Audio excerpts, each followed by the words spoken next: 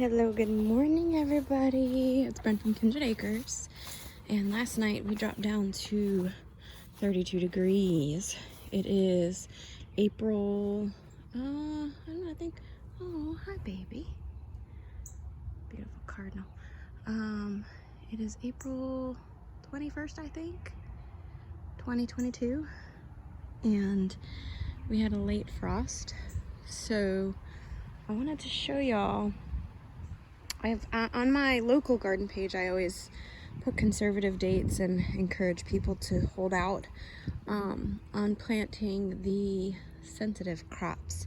And for the most part, I've done that myself as well. However, having experience with dealing with sudden late frosts and certain crops, I did plant out my long season specialty gourds because they were definitely needing to come out of their pots.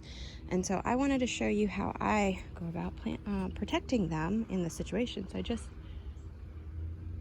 turn up, oh, I got a delivery coming in.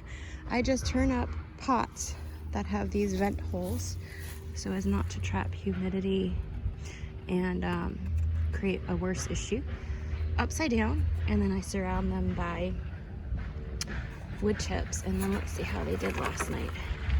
Look at that, perfect. And so that's how you can protect your more sensitive plants if you have a sudden late freeze. These are specialty gourds that take a very long growing season, so I had to start them early. And in order to get full size, thank you.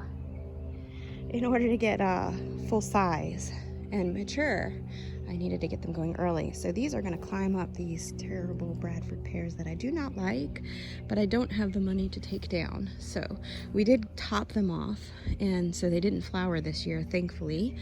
And eventually, but instead, look what they did. They suckered out so much. So eventually I want to save up enough to get them taken out completely and stump ground and all of that. But in the meantime, I figured I'd have some fun and have these gourds just totally strangle them, grow up the tree and just have some fun with it.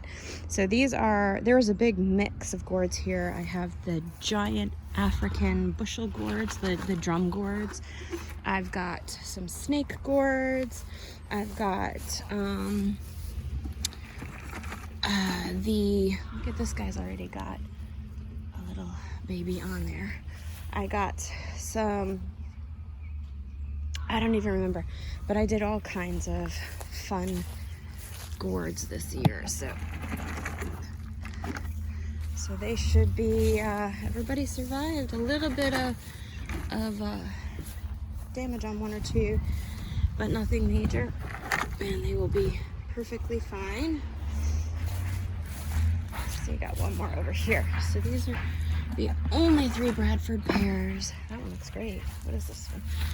This one is this is an edible gourd. I'm actually really looking forward to that.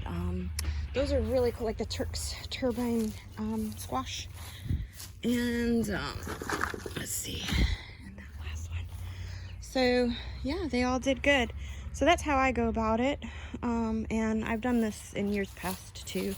And even with tomatoes and things like that, though I typically really try hard to just wait and not plant them too early, because you do risk crop failure when you plant early. But sometimes I like to take a chance and just pop a few out, not my entire stock of plants, but just a few, and take the risk.